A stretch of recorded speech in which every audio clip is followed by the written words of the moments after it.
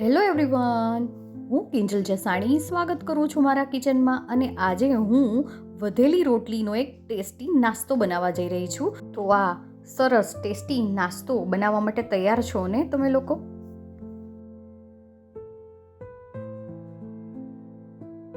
આજની રેસીપીમાં મને જોઈશે લીલા મરચાં છે, લીલું લસણ છે, આદુ છે, શેઝવાન ચટણી છે, ટમેટા કેચઅપ છે, મીઠું છે, તલ છે, થોડો મેંદાનો લોટ લીધો છે સ્લરી માટે, અને આ રોટલી છે જેની હું રોટલી બાઇટ્સ બનાવવાની છું. તો રેસીપીની શરૂઆત કરીશું.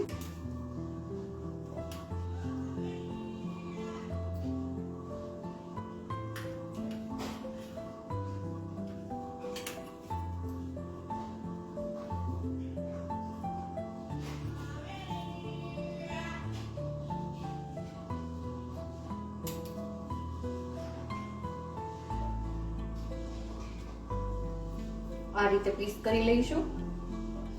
મેં 2 રોટલી લીધી છે.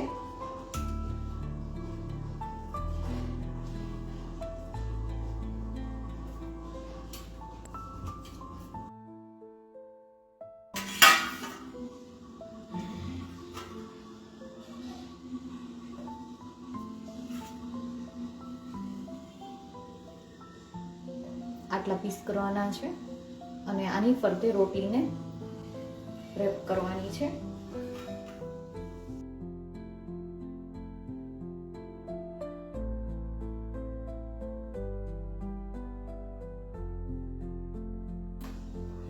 તે બધી સ્લાઇસ તૈયાર થઈ ગઈ છે ચીઝની.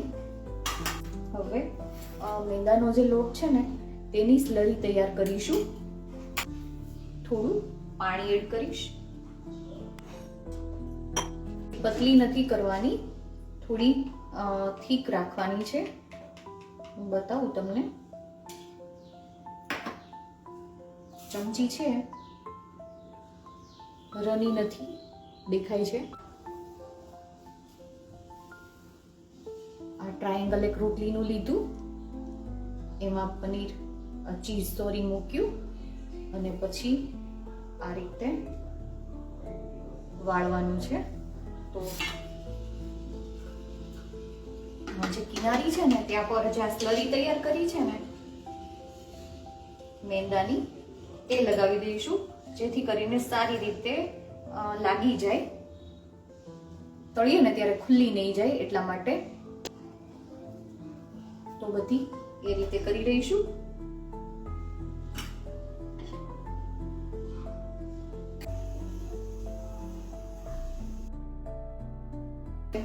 તો તૈયાર થઈ ગયા બધા જે પીસ કર્યા હતા રોટલીના, તેમાં ચીઝ મૂકીને રોલ તૈયાર કરી લીધા છે.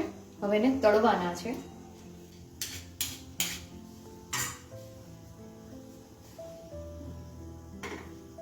એક પીસ લીધું,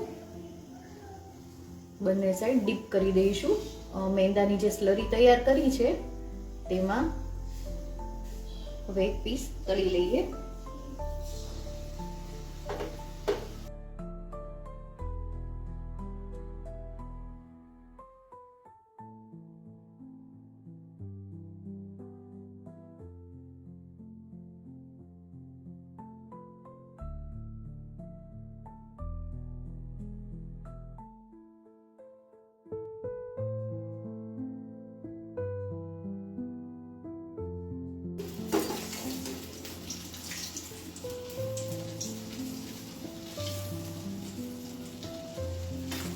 પેન લઈ લીધું છે, તો તેમાં તેલ લઈશું. જે મેં તળ્યું છે ને એ જ તેલ લઉં છું. તેલ ગરમ છે, એમાં થોડું ઘી નાખી દઈશું. એટલે શું છે કે ઘી જલ્દી બળી નહીં જાય.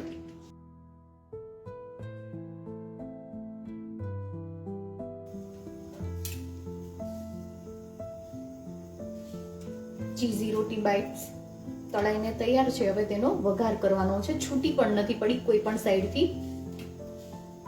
તમે મેંદાની જગ્યાએ ચણાનો લોટ પણ વાપરી શકો છો સ્લરી કરીને.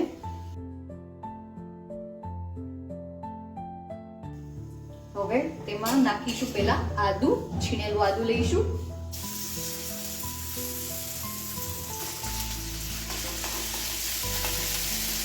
ત્યારબાદ લીલું લસણ,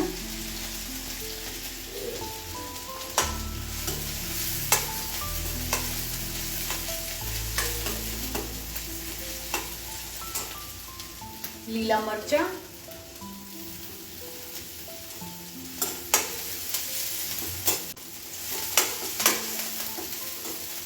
સ્વાદ પ્રમાણે મીઠું,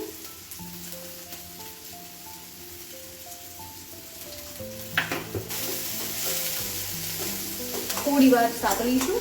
મરચાં થોડા નરમ થઈ જાય અને લીલું લસણ છે તે થોડું નરમ થઈ જાય ત્યાં સુધી સાતળીશું.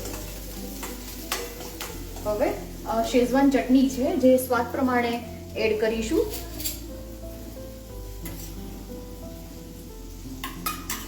જો કે 2 ચમચી જ છે તો હું 2 ચમચી એડ કરી દઉં છું અત્યારે.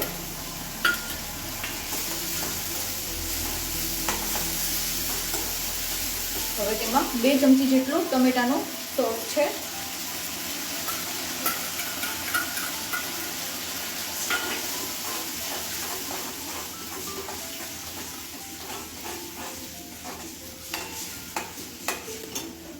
જે આ ટૂથપીક છે ને હું કાઢી લઈશ.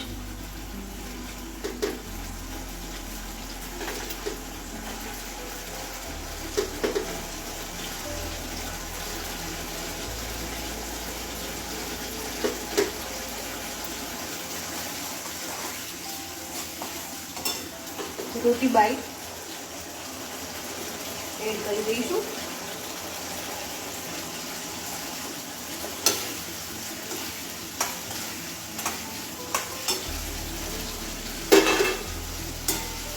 ગેસ કરી દઈશું બંધ.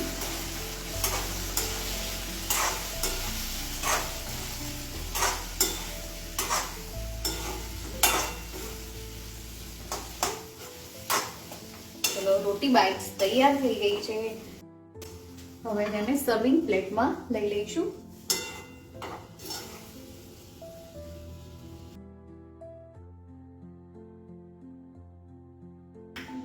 હવે તેને ગાર્નિશ કરીશું સફેદ તલથી.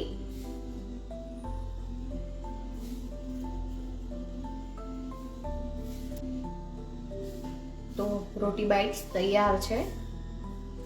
ગરમા ગરમ હેલ્ધી ચીઝી રોટી બાઇટ્સ તૈયાર. મારી રેસીપી કેવી લાગી તે મને કોમેન્ટમાં જરૂરથી જણાવજો. આવજો.